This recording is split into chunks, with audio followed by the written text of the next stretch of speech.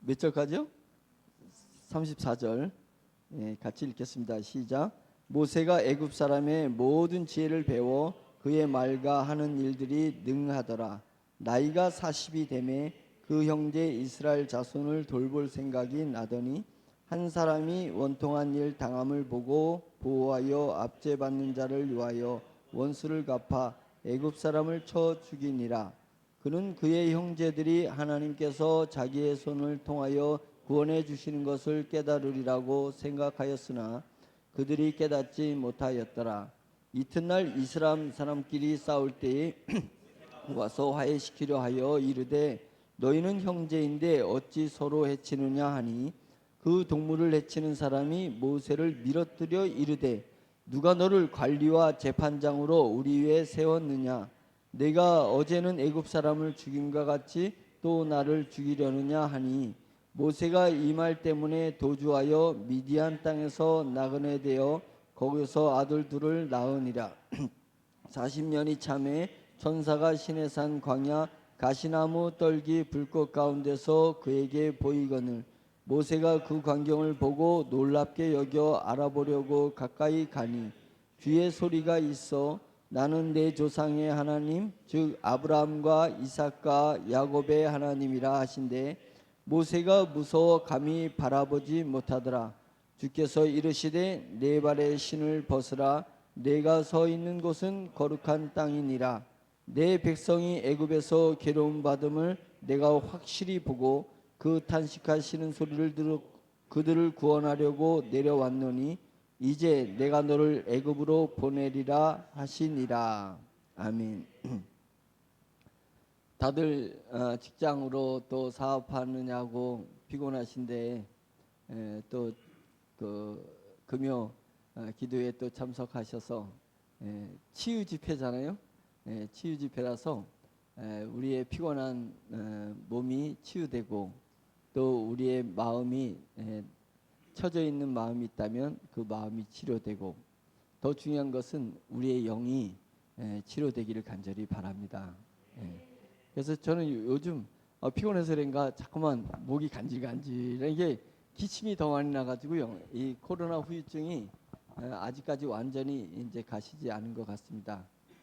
그래서 몸 관리들 잘 하시고 우리는 그 너의 육체가 하나님의 성전인 것을 알지 못하느냐 이렇게 이야기했습니다. 주님의 영이 우리 안에 계십니다. 하나님께서는 우리 안에 임재했다는 것은 뭐냐면 하나님 혼자 성령님 혼자 우리 안에 들어오시지 않습니다. 그것을 솔로몬 대왕을 통해서 보여주는데 솔로몬 대왕이 행차를 하게 되면 그 수종드는 이들이 얼마나 많은지 모릅니다.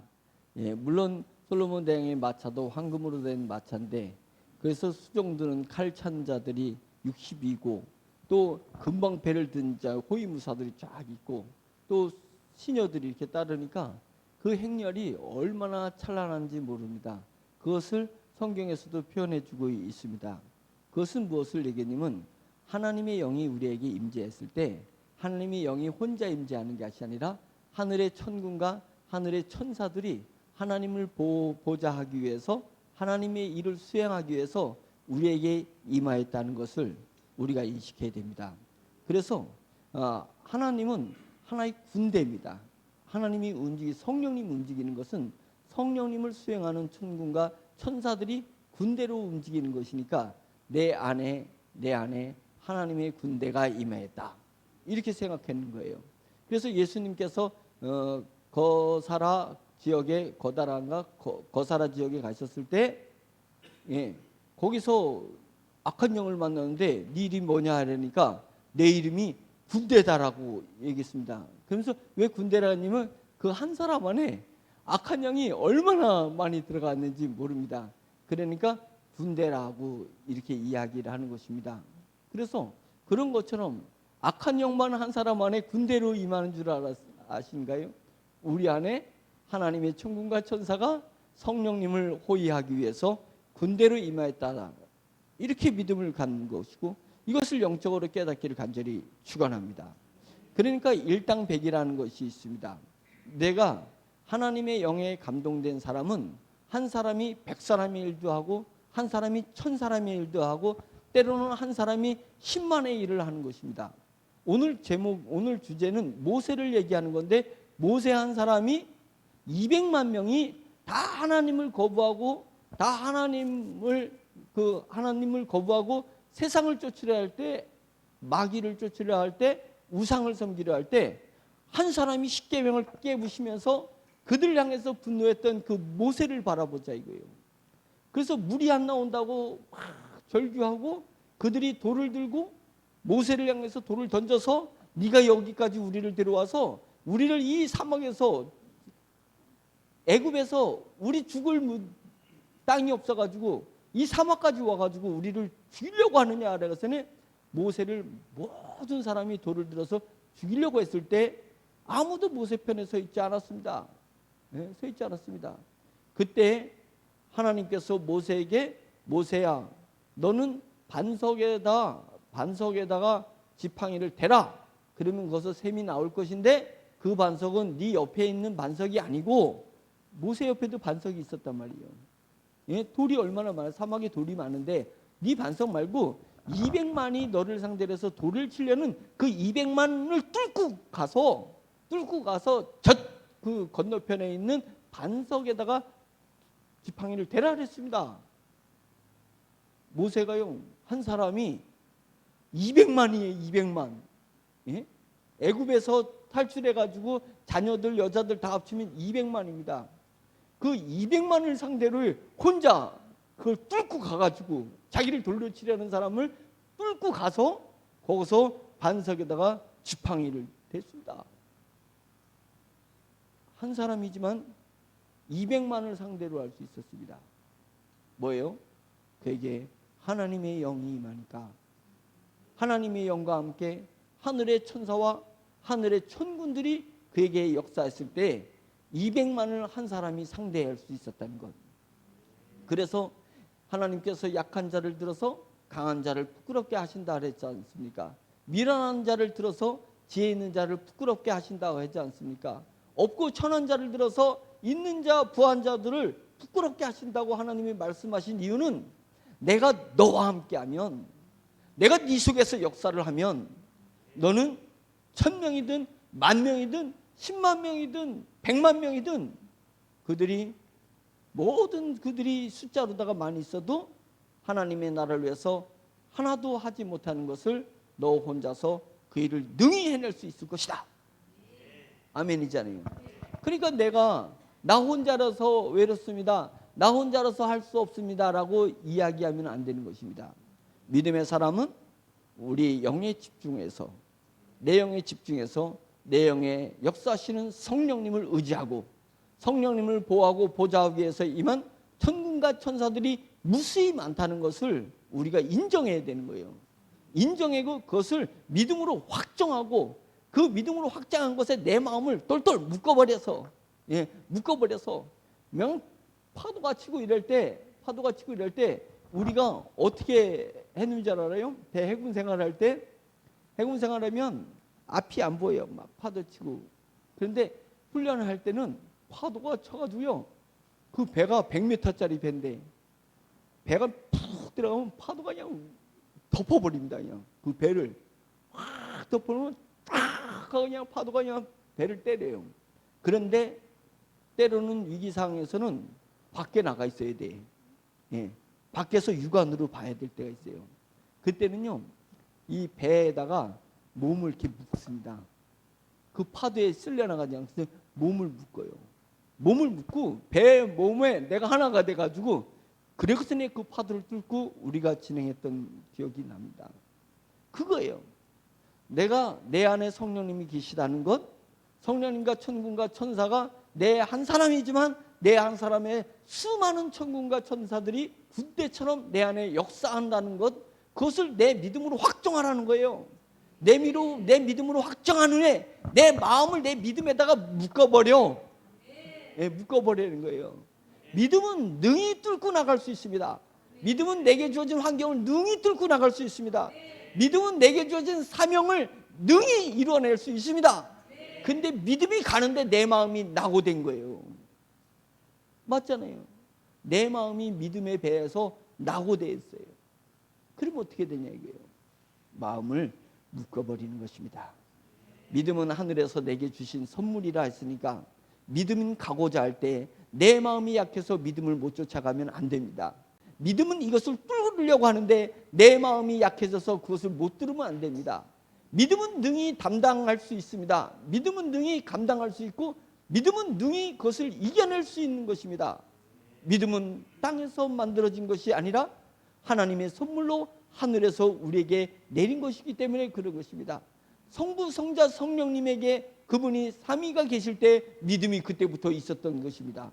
천지가 창조되기 전부터 믿음은 존재했었던 것입니다. 믿음은 항상 있는 것이었습니다. 우리가 창조되기 전에도 믿음은 있는 것이었고 천지가 창조되기 전에도 믿음은 있는 것이었습니다. 그래서 이 세상이 심판받아서 이 세상이 불타 없어져도 믿음만은 존재하는 것이에요. 믿음만은 존재하는 거예요. 그래서 무적의 함대같이 믿음은 그 어떤 시련과 그 어떤 풍파라도 뚫고 가는 강력한 함정이라는 거예요. 강력한 함정인 것입니다. 그러니까 그 믿음에 내 마음을 묶어버리는 것이에요. 아멘이죠. 내 마음을 묶어버리는 거예요. 떨어지지 말자 이거예요. 믿음의 사람들이 믿음이 진격하는데 낙오되지 맙시다. 마음이 약해서 낙오되지 맙시다. 여호수아에게 너는 강하고 담대하라. 두려워하지 말라. 그런 다음에 그 뭐겠어요? 네 속에 하나님이 주신 믿음에 네 마음을 묶어버려. 그래서 두려워하지 말고 떨지 말고 무서워하지 말고 믿음을 타고 가라. 아멘이죠. 믿음을 타고 가는 것입니다. 그래서 하나님께서 우리 육체는 힘들고 고단하고 날로 후패할 수 있어도 후패한 환경에 처할 수 있어도 우리 심령에 믿음의 내 마음을 묶으면 날로 새로워진다. 예? 날로 새로워진다. 그것을 우리 신앙의 선조들과 신앙의 선배들이 그렇게 살아왔던 것을 역사에 쓰여져 있지 않습니까? 그러니까 우리도 그러한 믿음의 사람이 되어서 우리에게 주어진 환경을 뚫고 나가기를 간절히 축원합니다. 아멘. 오늘 이야기는 모세 이야기를 하는 거잖아요. 모세 진짜 신기해요. 모세의 인생이 정말 신기하고 재밌고 정말 귀감이 되고 모세처럼 살고 싶다라는 저는 간절한 마음이 있습니다. 모세는 단순한 인생을 살았어요. 40년까지 부귀를 누리다가 40년 동안 부귀를 누리다 40년 동안 쪽박차다가 40년 동안에 고난 행군을 했어. 딱 그거잖아요. 예? 어떻게 120세를 살았는데 40 어떻게 끊어도 그렇게 끊을 수가 있냐 이거예요. 예, 40년은 왕궁에서 그 대제국 그 애굽의 왕국에서 40년을 왕자로 살았으니까. 그래서 오늘 구절 오늘 뭐라고 얘기를 했냐면 22절에 모세가 애굽 사람의 모든 지혜를 배웠다. 그의 말과 하는 일들이 능했다. 모든 지혜를 배워서 말하는 것과 일하는 것이 능통했다. 빈틈이 없었다. 성공하지 않으면 안 되게 했다. 이거잖아요. 지혜를 배웠기 때문에. 그래서 40년 동안에 세상의 지혜를 다 배운 사람이 모세입니다. 그러니까 이 정도로 배웠는데 배워서 자기가 어렸을 때부터 이스라엘의 아들이라는 것을 백성이라는 것을 알고 자란 사람입니다. 모세가. 그래서 40살이 되었을 때 자, 이 정도 되고 이제 모든 지혜를 배웠고 모든 무술을 배웠고 모든 나라를 다스릴 수 있는 능력을 배웠으니까 이제 하나님이 나를 쓰실 거 아닌가? 나를 쓰실 거 아닌가? 라고 생각했습니다. 왜요? 내가 갖췄으니까 나를 쓰실 거 아닐까? 이렇게 생각하는 것입니다. 내가 지혜가 이제는 출중하니까 하나님이 내 지혜를 쓰실 거 아닐까? 이렇게 생각한 거예요. 내가 이제는 어느 지위에 와 있으니까 통치하는 지위에 있으니까 하나님이 내 지혜에 오른 나를 쓰실 거 아닐까? 이렇게 생각한 거예요. 그래서 봤는데 이스라엘 백성이 애굽 사람 감독관에게 핍박을 당하는 것을 본 것입니다. 그래서 야 이제 나를 쓰시는가 보다 라고 해서 애굽 사람을 쳐 죽여버렸습니다. 예? 죽이려고 죽은 것이 아니겠죠? 딱 능통에 무술의 능통에 딱 했는데 즉사해버렸습니다. 그래서 그것을 묻어버렸습니다. 묻어버렸어요. 근데 그것을 사람들이 봤어요. 봤단 말이에요. 보니까 모세가 이렇게 생각했습니다. 묻어버리고 모세가 어떻게 생각했냐면 이렇게 생각했습니다. 그는 그의 형제들이 하나님께서 자기의 손을 통하여 구원해 주시는 것을 깨달으리라고 생각하였으나 이렇게 얘기했습니다. 그들이 깨닫지 못하더라. 그러니까 내가 이 정도 지혜가 있고 내가 이 정도 직위에 올라와 있고 내가 이 정도 힘이 있어요. 가진 것이 많아. 그러니까 나는 유대인이야. 그래서 나 같은 동포 이스라엘 사람들이 내가 이런 것을 다 갖췄으니까 나를 통하여 그 이스라엘 백성들을 애굽에서 구원해낼 것이라고 사람들이 생각할 거라고 생각한 거예요. 그렇게 판단한 거예요. 그런데 아무도 그렇게 생각하지 않은 거예요. 아무도 그렇게 생각하지 않으니까 뭐야 이거 내가 한번 니네들이 그렇게 생각하네? 진짜 내가 내 백성을 한번 구원해볼까? 구원했는데 쳤는데 죽은 거라는 거예요. 그러니까 그것을 보고 있는 이스라엘 사람들이 네가 애굽 사람을 죽이듯이 네가 나를 또 죽이려고 하느냐? 라고 하면서 우리가 언제 너를 우리를 구원할 관장으로다가 세웠냐? 지도자로 세웠냐? 우린 너를 지도자로 세운 게 없어. 근데 왜 네가 나서서 그렇게 난리야? 이렇게 된 겁니다. 그러면서 사람을 죽인 것에서 그 이스라엘 사람들이 자기를 보호하고 자기를 따를 거라고 생각했는데 자기에게 손가락을 찌르는 거예요. 그래서 모세가 아차 실수했다 생각하고 일단 이 위기를 모면하다 생각해서 그 광야에 미디안 광야로 도망치게 된 것입니다. 이거는 다 아시는 사실이잖아요. 이제 문제는 도망을 쳐서 이제 하나님께서 모세를 이제 부르실 거 아니에요. 자, 모세가 지혜가 출중했을 때요, 가진 것이 많았을 때, 직위가 높았을 때에 하나님이 모세를 부를 거라고 생각했는데 그때 하나님이 안 부르셨단 말이에요. 그리고 모세가 생각하는데 일단은 내가 피해자라 가서는 광야에 미디안 광야에 가서 이드로라는 사람을 만났고 그 이드로의 딸을 자기가 아내로 맞이했단 말이에요. 그래서 이제 양치기가 돼버렸단 말이에요. 예? 왕자가 졸지에 먹고 살아야 되니까 양치기가 됐어요. 그러면 하나님께서 이제는 언제 부르기로 약정했었을까요? 성경에서는 40년 후에 부르셨습니다. 결론적으로는 40년 후에 불렀는데 40년 후에 하나님이 그렇게 부른 게 아니었습니다. 30년 지나고 부를 수도 있었고 20년 지나고도 부를 수 있었고 10년 만에 부를 수도 있었어요. 근데 성경에서 이야기하는 건 뭐냐면 30절에 40년이 참해 이런 표현을 쓰대요. 40년이 참해. 저는 이 말씀이 이 찼다는 것은 하나님이 예정하셔서 딱 넌 40년짜리야. 그러니까 40년은 버텨야 돼. 네가 40년 왕궁에서 살았으니까 40년은 너는 이제 천민으로서 그렇게 살아야 돼. 그것이 아니라 이것은 저의 해석이니까 여러분들이 영으로서 믿음으로서 받아주시길 바랍니다.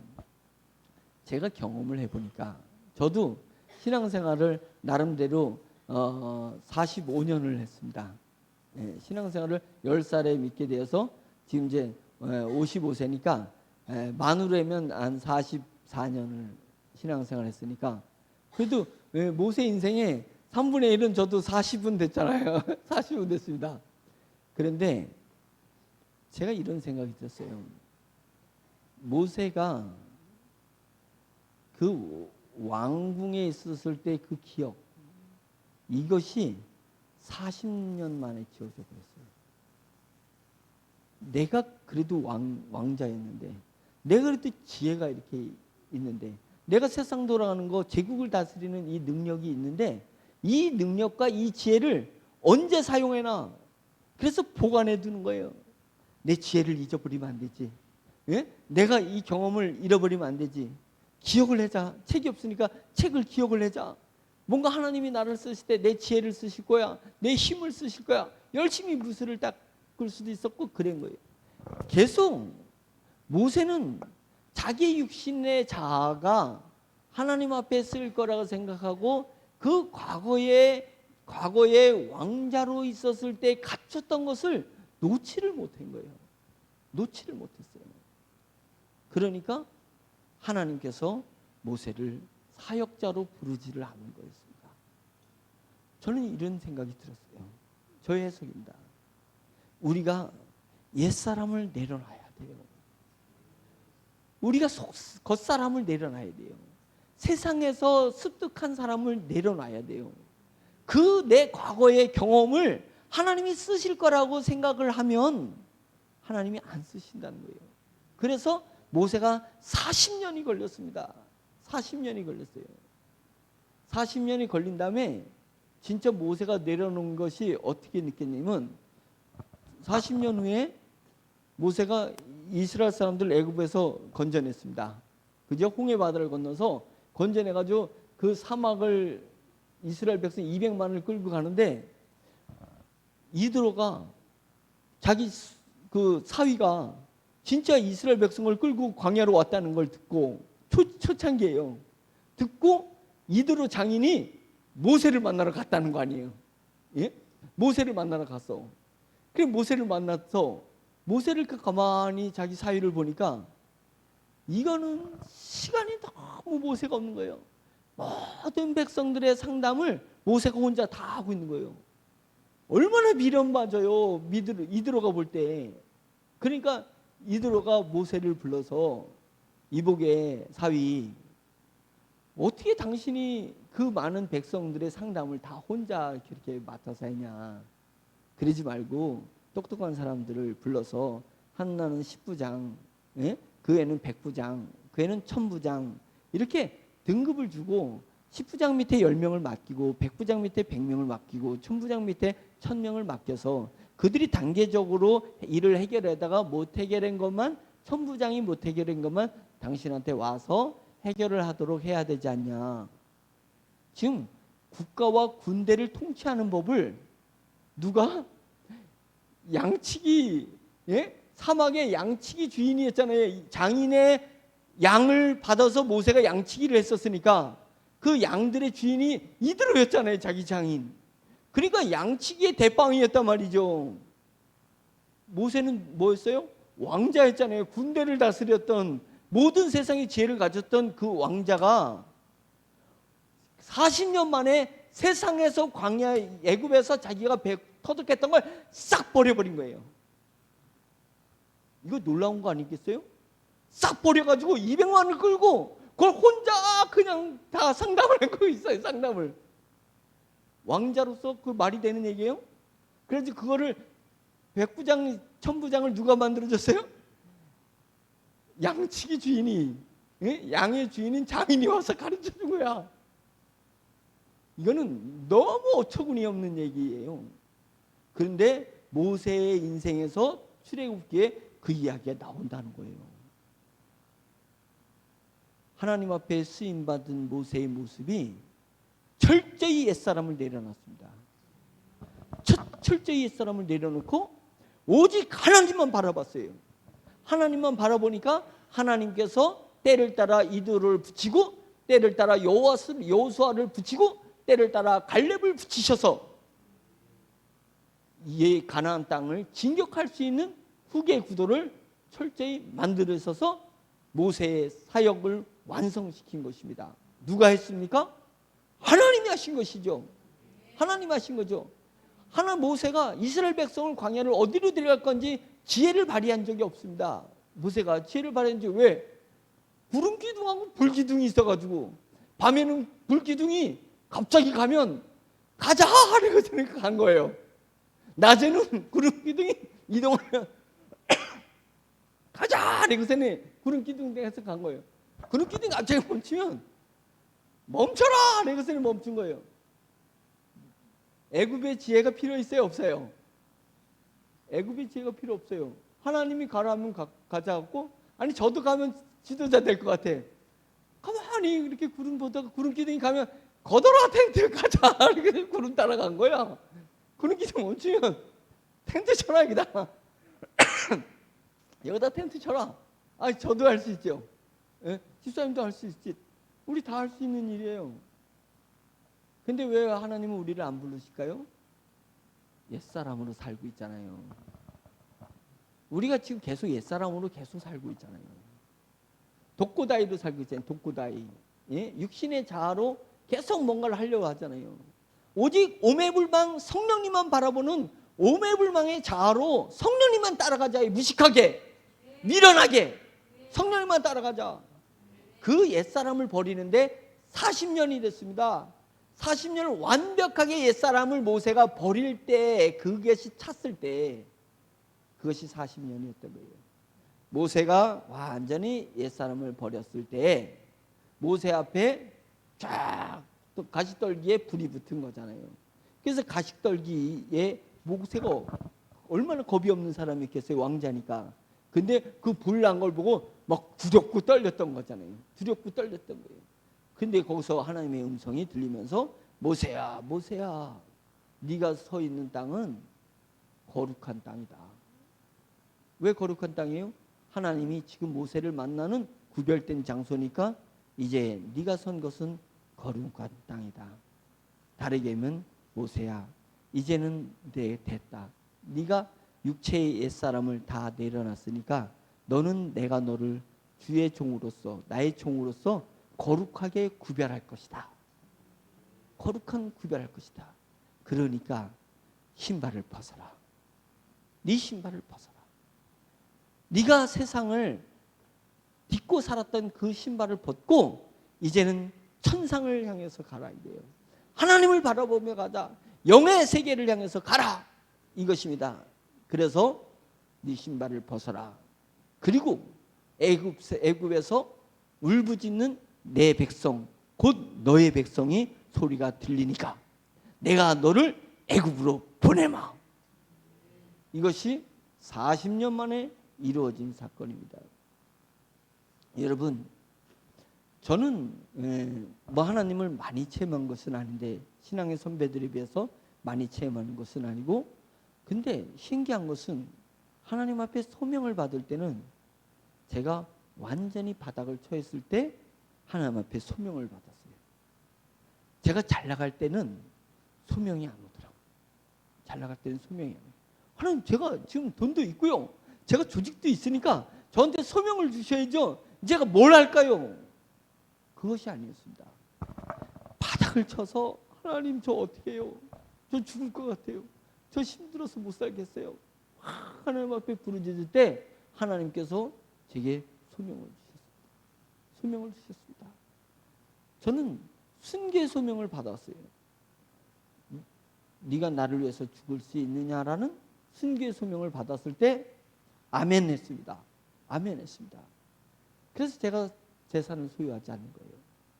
왜냐하면 저에게 순교의 소명을 줬으니까. 저는 죽을 거를 생각해서 죽긴 죽는데 이거 고통받아서 죽어서 이거 내 믿음 지킬 수 있을까라는 저는 애틋한 마음이 있어요. 애틋한 마음이에요. 그래가지고 어떻게든지 내가 순교를 당해도 믿음 버리지 말아야지. 예, 순교의 소명을 준대요. 그 순교의 소명을 언제 받았는지 알아요? 제가 얘기한 적인데 우리가 결혼 10주년 때 했어요. 하나님이 그 순교의 소명을 잊지도 못하게 10월 3일이 제 결혼기념일이에요. 예, 10월 3일 기억해 주세요. 예. 10월 3일. 예. 10월 3일 잊지 말라고 10월 3일인데 결혼 10주년 때 정말 힘들어가지고 결혼기념일에 아무것도 할 수가 없었어요. 돈이 10,000원도 없었어요. 10,000원도 없어가지고 제가 집사람한테 그랬어요. 우리가 결혼 10주년이 됐는데 그냥 행사가 뭔 중요했겠냐. 우리가 마음으로 하나님 앞에 이렇게 감사하면서 10주년을 보내자라고 했는데 집사람이 여보, 우리 옆집 집사님이 10주년을 그냥 넘어가면 안 된다고 해서 10만 원을 줬어. 저한테 그랬어요. 그래가지고 와, 그래? 10만 원을 가지고 그럼 우리가 결혼 10주년 하자 해서 동학사 옆에 모텔에 가가지고 맛있는 걸 둘이 사 먹고, 예? 거기서 신혼방처럼 아름다운 밤을 보내자고 한 거예요. 근데 아름다운 밤은 그만두고 하나님이 내게 임하실 거예요. 그때 영철아, 네가 나를 위해서 죽을 수 있느냐. 저희가 결혼기념을 10주년이면 특별하게 남들은 보낸다 하는데 10,000원이 없어서 집사람하고 밥 먹을 돈이 없었을도록 하나님이 낮추시더라고요. 바짝 낮추시놓고 낮춘 상태에서 하나님이 네가 나를 위해 죽을 수 있냐는 소명을 주시더라고요. 그때 주님, 제가 주님을 위해서 죽을 수 있습니다 라는 고백을 했어요. 그때 한량없는 눈물이, 제가 태어나서 2번 크게 우는 눈물이 있습니다. 첫째는 하나님께서 영철아, 네가 지금은 이 경주에서 꼴찌에서 5번째를 뛰고 있는데 네가 쓰러지지만 않으면 언젠가 내가 너를 저 앞으로 인도해 주마 라고 했을 때예요. 제가 대학교 88년도에 대학교 들어가는 입시 시험을 보기 바로 전날 밤에 주님이 나에게 해주셨어요. 대학교 입시 시험 보기 전에 저희 어머님이 너무 힘들고 고통스러우니까 어머님이 저를 조용히 불러서 그랬어요. 영철아, 너희가 위로 여자 누나들만 있고 너 뒤로 동생들이 있는데 아빠는 뭐 형편없고 엄마가 한일전기에 다니면서 너를 공부를 가르칠 수가 없어. 응? 가르칠 수가 없으니까 네가 우리 집안을 일으켜야 되는데 목회를 해서는 우리 집안을 일으킬 수 없으니 네가 일반 대학을 간다면 내가 무슨 빚을 서라도 내가 너를 가르칠 수 있으니까 집안을 일으키고 다시 신학을 하든지 하면 어떻겠냐고 어머님이 저한테 그랬어요. 그때 제가 어머니에게 어머니 정말 죄송한데 우리 몇 가정을 내가 책임지기 위해서 하나님이 나에게 몇 명의 성도를 붙여주실지 모르는데 그 성도들을 버릴 수가 없습니다 라고 했어요. 그러니까 어머님이 그러면 내가 한 학기는 내가 뭔 빚을 내서라도 너를 해줄 테니 그다음부터는 네가 스스로 공부를 해봐라 라고 하는 무거운 마음을 가지고 신학대학교 시험을 치를 때 주님께서 영철아, 네가 쓰러지지만 않는다면 언젠가 내가 너를 저 앞으로 인도해 주마 이러셨어요. 그러더니 그 후에 대학 신학을 마치고 그래서 이제 하사관에 해군에 간 겁니다. 등록금이 없어서.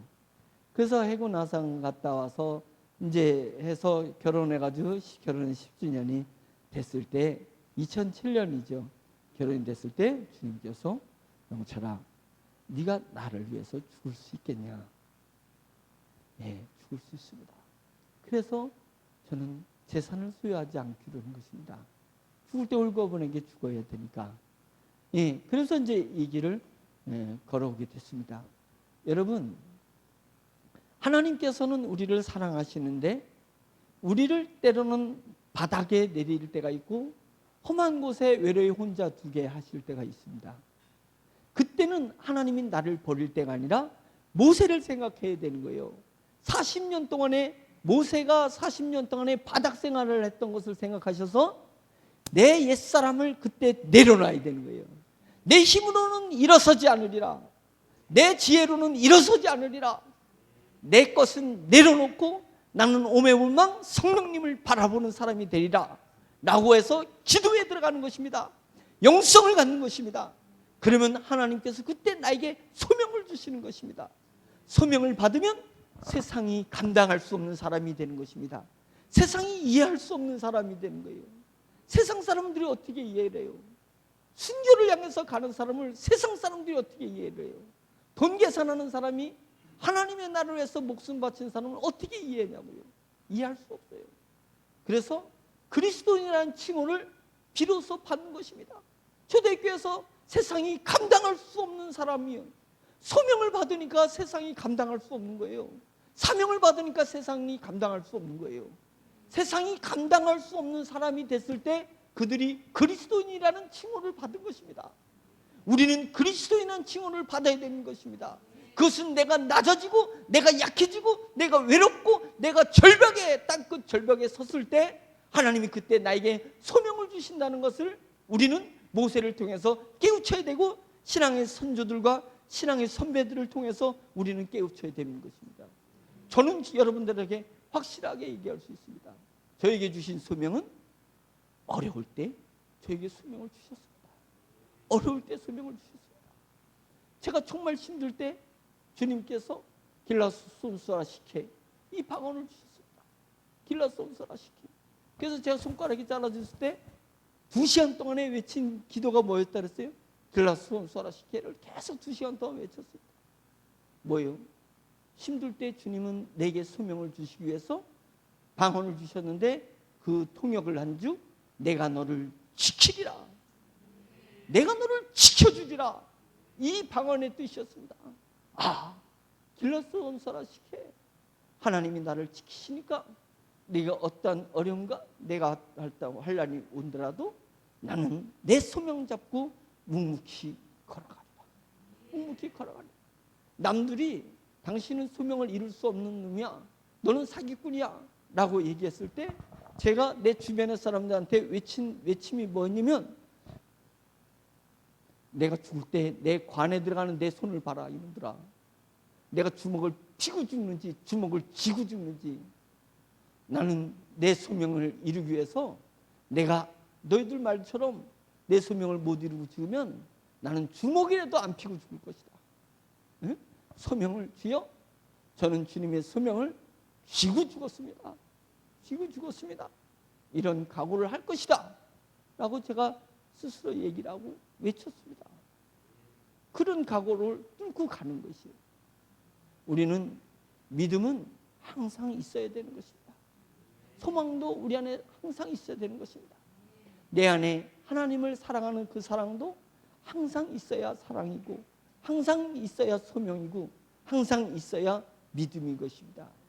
그래서 우리는 내 마음을 더욱더 강하게 해서 내 안에 믿음이 있는지를 늘 점검하고, 천국에 대한 소망이 내 심령에 있는지를 늘 점검하고, 하나님을 향해서 주님, 제가 주님을 사랑합니다 라는 고백이 내 심장에서 계속 발동되고 있는지를 늘 점검해야 되는 것입니다. 점검해야 되는 것입니다. 그러면 주님께서 우리를 붙들어 주실 것입니다. 붙들어 주실 것입니다. 지금 45분인데 제가 이제 우리 성도님들한테는 무슨 소명을 받았길래, 무슨 소명을 받았길래, 제가 지금 하나님 앞에 제 얘기를 해야 되는 주제가 나오니까 한편 야, 이거 내가 건방 떠는 거 아닌가 라는 생각하지만 성령님이 감동돼서 말하는 줄 우리가 스스로 서로 그렇게 이해를 해 주시길 간절히 바랍니다. 자랑하기 위해서가 아니라 우리가 동역자인데, 하나님께서 여러분의 지도자로 목자로 저를 세우셨다면 제가 무슨 소명을 이루려고 하는지를 한번 영상을 통해서 볼 수 있기를 바랍니다. 2019년에 제가 목사님들을 놓고 대구에서 강의했던 강의를 10분 후에 집약해가지고 한 강의입니다. 그것을 한번 보고 여러분들이 기도해 주시고 우리가 밀고 나갈 수 있기를 간절히 바랍니다.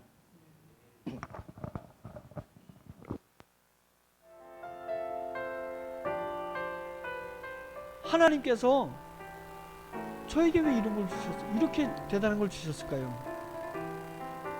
캥거루 운동하라고. 1만 개의 마이너스 성장하고 있는 대한민국이 만 개 교회, 작은 교회 만 개가 모여서 대형 교회 중심의 영적 패러다임이 한국 교회를 망쳤다고 저는 주장하고 있는 겁니다. 대형 교회를 의존하고 대형 교회를 지향하고 있어요.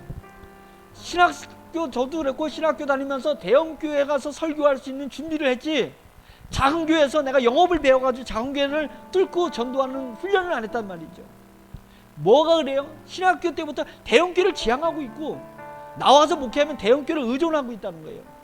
그래서 대형 교회가 전도 세미나를 하면 거기에 가서 뭔가를 얻으려고 해가지고 나도 그 전도 프로그램에서 그걸 하려는 것입니다. 복음을 서치라이트로 생각하는 것입니다. 저도 마케팅 기억하는 사람이지만 복음을 마케팅으로 하려고 하는 거예요. 서치라이트로 한 사람씩 서치라이트 비치는 겁니다. 그러니까 무례하잖아요. 서치라이트 비치는 거 막 눈이 부시잖아요. 무례하는 거예요. 복음이 서치라이트일까요? 저는 복음은 햇살이라고 생각합니다. 그 햇살은 태양에서 온 건 줄 알지만 태양을 안 봐도 햇살을 모든 사람이 누리고 있잖아요.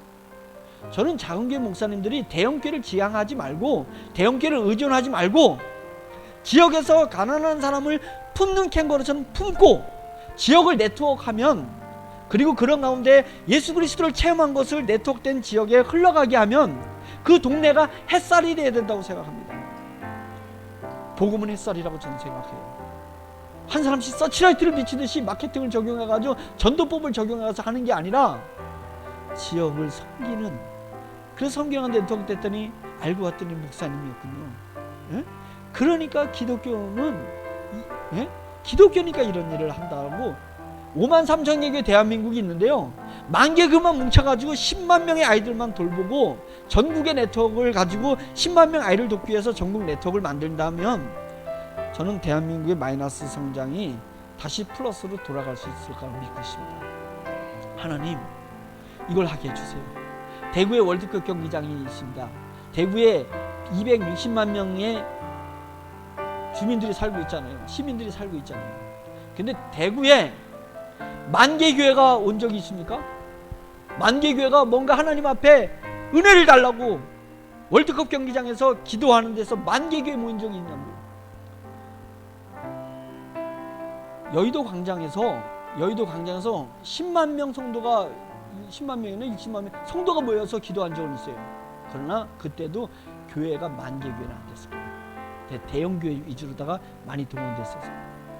근데요, 우리나라 학교가 11,400개가 있으니까 10,000개 지부가 작은 교회 목사님이 지부장이 돼서 우리가 한 달에 한 번 원래 차 모이자 이거예요. 대구 월드컵 경기장으로 전국 지부장들이 모이자는 거예요. 모여서 하나님 아버지, 마이너스 성장하는 대한민국을 하나님 살려달라고. 이대로 대형교회 중심의 패러다임 상태에서 대형교회 중심의 마케팅이 북한 남북 통일이 됐을 때 북한 선교를 한다면, 중국 선교에서 망쳤듯이 북한 선교 망치면 하나님이 왜 전 세계에 분단 국가를 없애고 오직 대한민국만 듀얼 코리아를 만들어준 이유가 뭐냐? 화이트 코리아. 왜 하나님이 대한민국은 아직도 2개의 대한민국이 있냐? 그 답을요, 어느 그리스도교회 총장님이, 그리스도교단 신학대 총장님이 이런 얘기했습니다. 기독교 역사에서 한번 흥황했던 기독교가 무너지면 다시 일으킨 기독교 역사가 없답니다. 그분 말이에요. 다시 일어서지 못했다는 거예요. 그래서 남한은 다시 일어설 수 없을 거다. 아주 리얼하게 얘기를 하시더라고요. 제가 우리 직원들 모은 데서 아니다, 대한민국은 다시 일어난다. 한국 기독교는 다시 일어난다. 왜냐면 듀얼 코리아니까. 남한에서 한 번 안 했어도 대한민국은 한 번의 대한민국이 또 있잖아요. 그러니까 하나님은 2번 기회를 주신 거예요. 대한민국에는. 예? 대한민국 로마는 안 했지만 대한민국은 2번 기회를 주신다. 그래서 남북 통일이 됐을 때 한국교회가 다시 일어나서 말세지말 세계 선교를 해야 되잖아요. 하나님께서 이런 저에게 감동을 주셨습니다.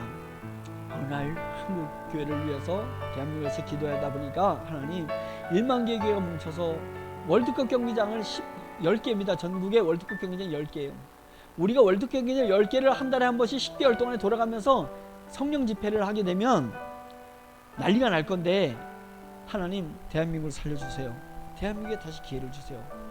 이제 이렇게 기도하고 있을 때, 아니 예전에 막 기도하고 있을 때 하나님께서 이런 얘기했어요. 내가 감성민족을 쓰겠다. 세계선교에 이랬습니다. 내가 감성민족을 쓰겠다. 저 처음 들었어요.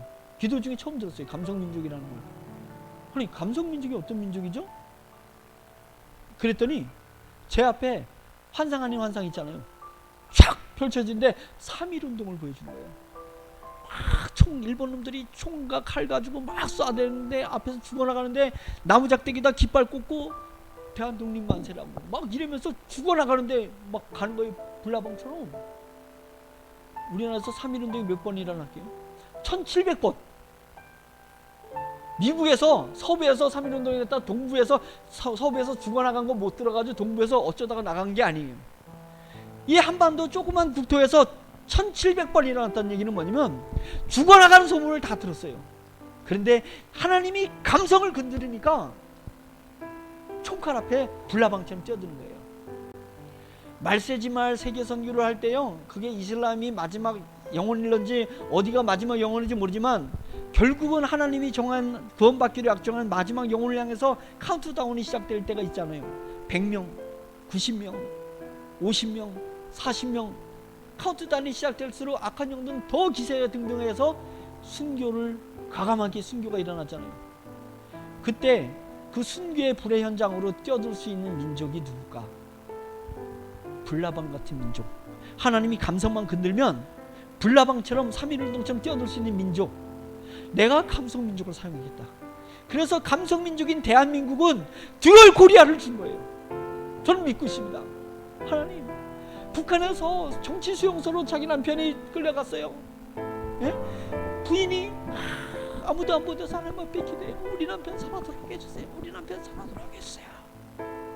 기도하는데 하나님이 듣질 않으셔. 들을 수도 없어.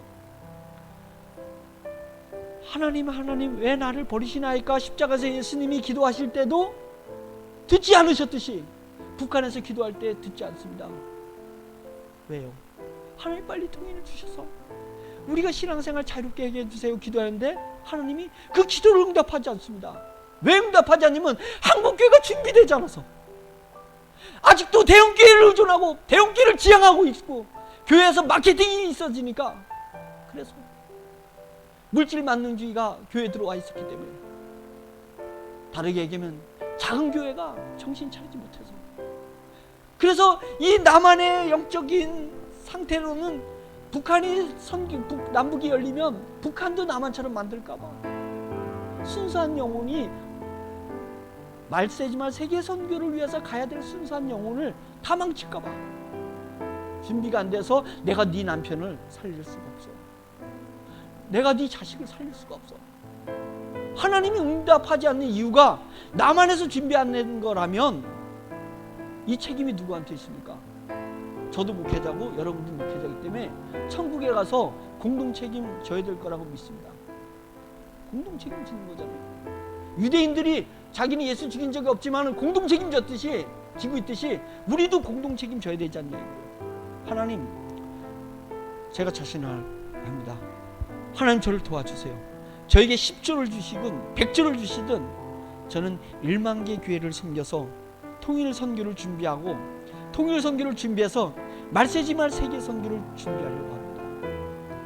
하나님 도와주세요. 하나님 도와주세요. 그러나 우리가 복지도 안 합니다. 우리 C3 그룹이 복지 안 합니다. 캥거루 재단 본부에서 어딘가 나라의 통치로다가 복지하는 거 하지 않습니다. 오로지 목사님들한테 주셔서 목사님들이 일선에서 복지를 하면 선교가 되잖아요. 목사님들이 일선에서 복지를 하면 복음을 전파할 수 있게 되잖아요. 그래서 전국을 다니면서 목사님, 저희가 이런 목적으로다 지부장님들을 더 좋은 조건의 분들이 있지만 목사님들은 모으려고 하는 겁니다. 네? 지부장이 되십시오.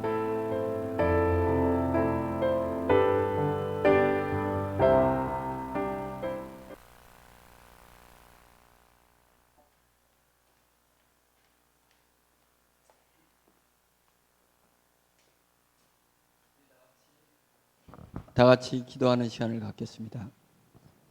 하나님께서는 대한민국을, 이 감성민족을 반드시 사용하실 것입니다. 우리 한국교회 작은 교회들, 또 우리 6만 3천 개 한국교회가 정말 뭉쳐서 회개하고 하나님 저희를 써주시옵소서. 북한 선교를 이룰 수 있는 만반의 준비를 하게 해주시옵소서. 북한의 영혼들을 깨워서 불나방처럼 세계 선교를 이룰 수 있는 이 감성민족이 되게 해주시옵소서. 그래서 천국에 가서 하늘의 상급을 받으며 하늘의 멸류관을 누리며 천국에서 영원토록 자랑할 수 있는 우리의 삶이 되게 해주시옵소서. 이 소명을 우리 세종중앙진례교에서부터 불을 붙여서 한국교회, 북한교회, 세계교회에 전파할 수 있도록 주여 도와달라고 다 같이 통성으로 기도하겠습니다. 주여! 할렐루야. 하나님 아버지 주님의 은혜를 감사드립니다. 하나님 아버지여 힘들고 고통스럽고 어려울 때, 외롭고 하나님 아버지여 멸시받고 시련 가운데 있을 때, 소망이 끊어진 것 같고 다 실패한 것 같고 다 무너진 것 같을 때 하나님께서는 소명을 주셔서 남들이 보지 못한 것을 받고 남들이 듣지 못한 주님의 음성을 들어서 하나님 이 길을 걸어가려고 하고 계십니다. 하나님 동력자들을 붙여주시고 우리 성도들이 동력자가 되어서 기도로 하나님 아버지여 주님 우리에게 주신 소명 붙들고 하나님 아버지의 십자가를 향해서 하나님 아버지의 좁은 이 길을 걸어갈 수 있도록 도와주시옵소서. 언제까지 육신의 피로를 채우기 위해서 하나님 내 인생을 허비할 것인가? 하나님 아버지의 영의 나라를 위해서 영의 사역을 위해서 하나님 저희가 나아가야 될 줄로 믿사오니 저희 심령의 성령님 폭발치듯이 역사하여 주시옵소서. 한국교회를 불쌍히 여겨주시옵소서.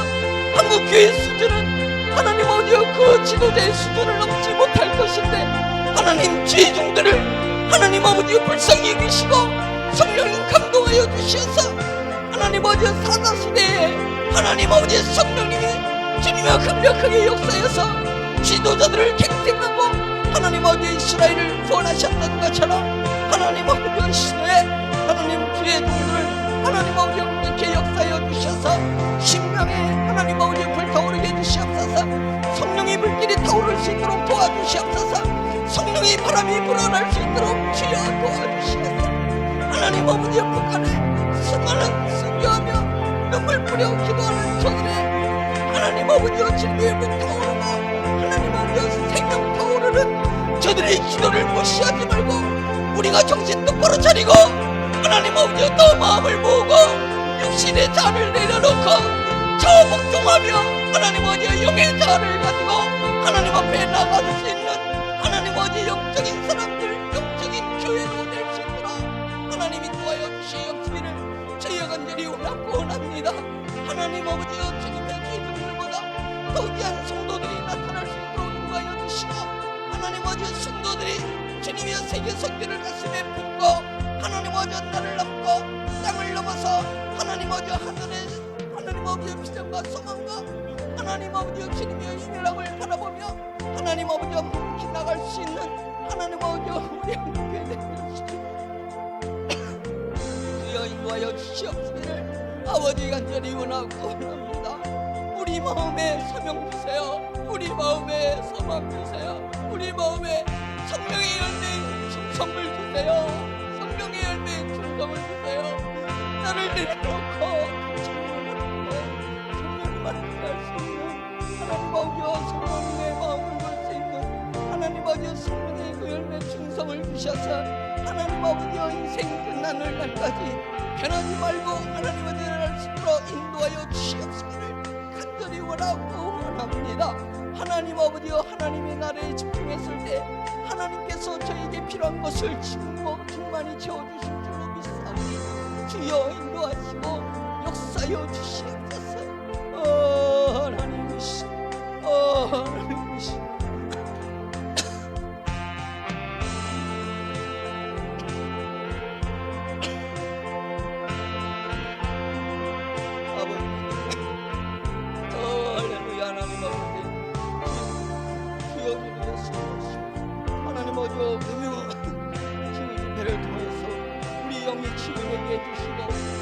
치유되는 그 능력이 하나님 아버지여 우리의 육체를 치료하고 우리 정신을 치료하고 우리 육체를 치료하고 우리의 환경을 치료하여서 하나님 아버지여 영육간이 건강하게 하나님 아버지여 삶이